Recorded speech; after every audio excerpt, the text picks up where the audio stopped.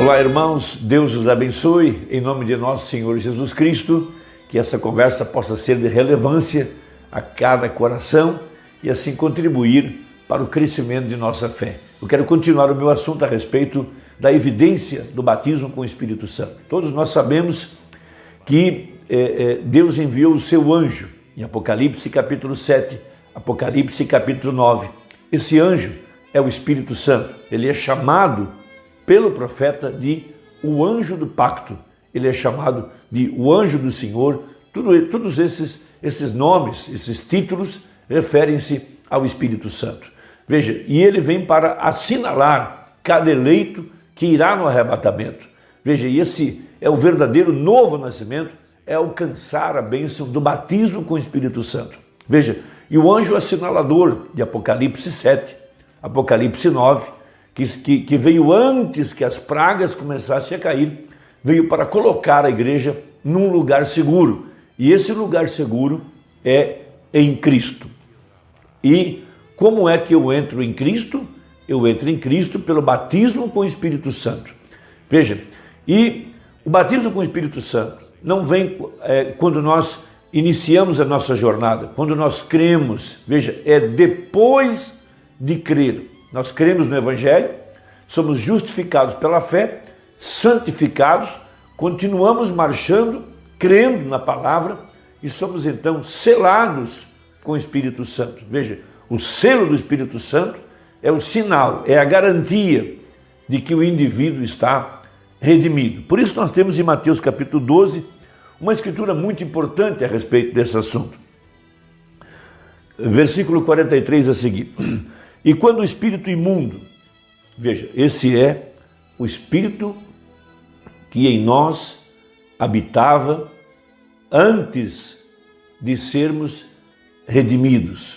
Todos nós éramos inclinados às coisas carnais e seguíamos o curso desse mundo, veja, liderados por esse espírito maligno. Mas, quando nós ouvimos o Evangelho, o Espírito Santo nos convence do pecado, da justiça e do juízo. Então, veja, esse espírito das trevas sai, veja, desse templo, desse tabernáculo que é o nosso próprio corpo. E nós continuamos. Então, a palavra de Deus, ela vem nos santificar, tirar toda a sujeira. Veja, e quando o espírito imundo tem saído do homem, anda por lugares áridos, buscando repouso e não o encontra. Então diz: voltarei para minha casa de onde saí. Veja, morando em corpos humanos. Veja, e voltando, acha-a desocupada, varrida e adornada. Então veja, o plano da redenção tem duas partes.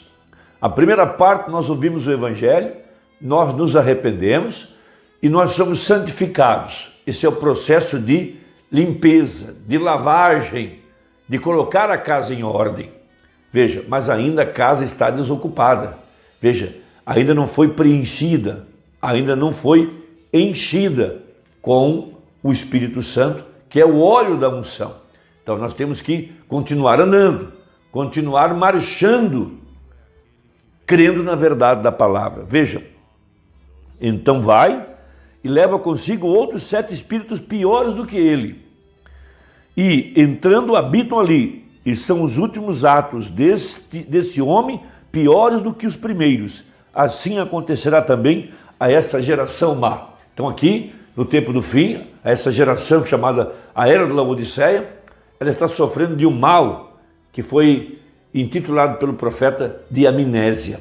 A igreja esqueceu qual a sua paternidade, ela esqueceu que foi santificada, ela esqueceu os princípios cristãos e ela está até mesmo cega, miserável, pobre, nua, e por sofrer de amnésia, ela não sabe mais quem ela é. Ela perdeu a referência, ela perdeu o estado original. Veja, e é chamado na Bíblia de a Era de Laodiceia, que até mesmo colocou para fora a palavra. Por isso que o último estado é pior do que o primeiro. Lá de onde ela começou na Reforma, com Lutero, seguindo com John Wesley, recebendo o batismo com o Espírito Santo, ou recebendo os dons pentecostais, melhor dizendo, na restauração, veja, pentecostal, mas ela não caminhou até receber o tremendo batismo com o Espírito Santo, que só poderia vir com a mensagem da hora, porque a evidência de se ter o Espírito Santo é receber a mensagem para o dia que nós estamos vivendo. Então o profeta mostra, faz um paralelo com essa experiência, com a igreja que saiu do Egito e que chegou em Cades Barneia, que foi chamado lugar do julgamento, e eles não prosseguiram, não cruzaram o rio Jordão, que significa fazer morrer a si mesmo e avançar e possuir a terra da promessa, que era Canaã. Então, aqui na mensagem A Era de Esmirna,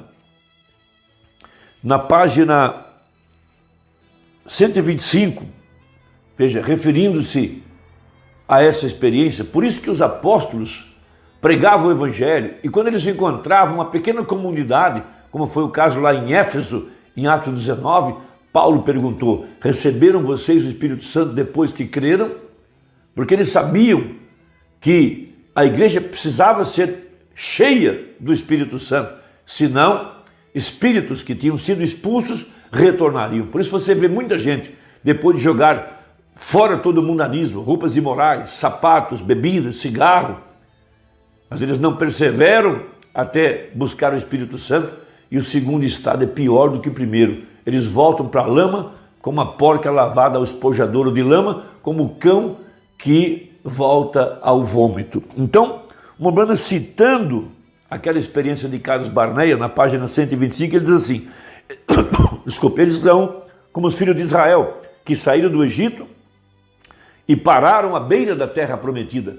Foi aqui que a Virgem Nécia parou. Veja, ora, aqueles filhos de Israel deixaram o Egito com cerca de 2 milhões de pessoas. Todos eles peregrinaram juntos e todos viram os mesmos milagres de Deus, viram o Mar Vermelho se abrir, viram as pragas que assolaram o Egito e tudo mais.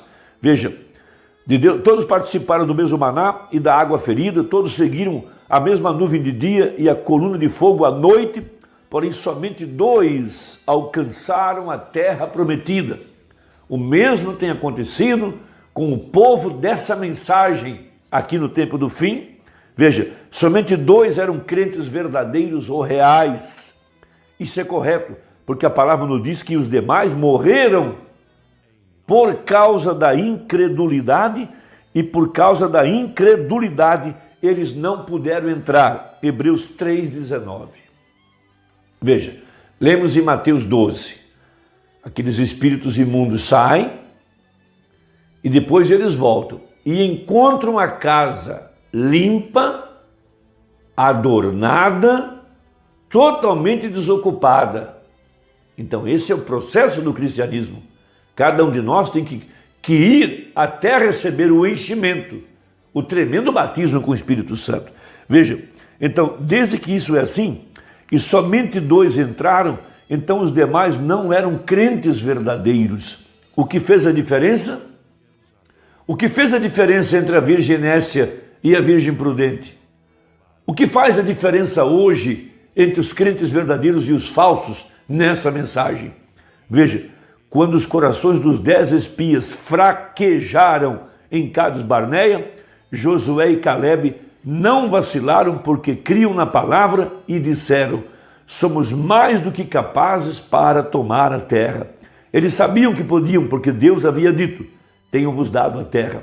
Apesar de todos aqueles israelitas terem visto o poder e a bondade e a libertação de Deus, eles não entraram no repouso, mesmo que muitos poucos crerão até o ponto, o melhor.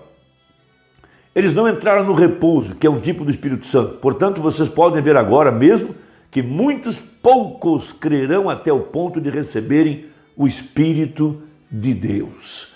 Então, na página 121 ainda, na mensagem de Esmirna, diz o profeta: em cada era, veja, e cada era é a era do Espírito Santo para o verdadeiro crente. Por isso diz lá: quem tem ouvidos, ouça o que o Espírito diz às igrejas. Em cada era, a evidência foi a mesma. O eleito sempre creu na mensagem que cada mensageiro trouxe para o seu dia. Digo, em cada era a evidência foi a mesma. Aqueles que tinham o Espírito, o Mestre, esse é o Espírito Santo, ouviam a palavra, e esse Espírito neles tomava a palavra e a ensinava. Veja, a revelava a eles. E eles eram do grupo que ouvia o mensageiro e sua mensagem, e a tomavam e a viviam. Esta é a grande evidência nesta hora. Veja, por isso que a Virgem Nécia, ela se levanta junto com a mensagem. Ela confessa que o mensageiro é verdadeiro. Ela confessa o batismo em nome de Jesus e crê que Deus não é três pessoas. Ela alcança santificação. Ela é limpa pela lavagem da água pela palavra. Ela pratica a Santa Ceia. Ela lava os pés. Ela dá o dízimo. Ela crê no inferno. Ela crê na ressurreição dos mortos. Ela crê na cura divina. Hebreus 6. Mas ela não vai até receber a revelação completa da mensagem da hora. Ela não persevera. Ela fecha seus ouvidos são marcados. Veja, isso a torna pior do que era antes. E veja, e ela toma um espírito religioso. Aqueles demônios voltam.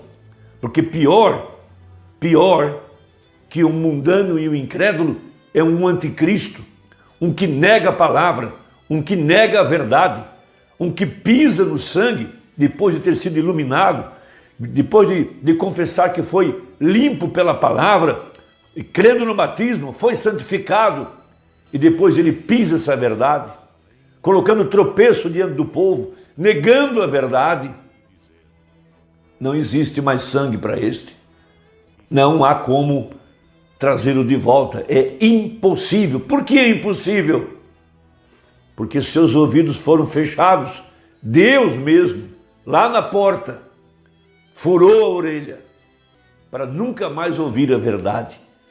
Por isso diz a Bíblia que uma palavra contra essa verdade não teria perdão. Veja, e eles tomam um espírito religioso, eles falam em Deus, eles cantam os hinos, eles vão à igreja, eles ficam sentados num banco de igreja, eles se conformam com um culto dominical, eles olham para si mesmos e sentem-se satisfeitos consigo mesmos, porque não são trinitários, eles creem num único Deus, eles creem no batismo, eles estão santificados, mas nunca podem ouvir os mistérios dos 7 trovões, daquilo que não está escrito, que seria revelado à verdadeira igreja pelo Mestre interior, o Espírito Santo, que prometeu trazer a revelação para a verdadeira igreja. Irmão, que Deus te abençoe e que essa conversa tenha te ajudado. Até a próxima, se Deus quiser, em nome de Jesus. Amém.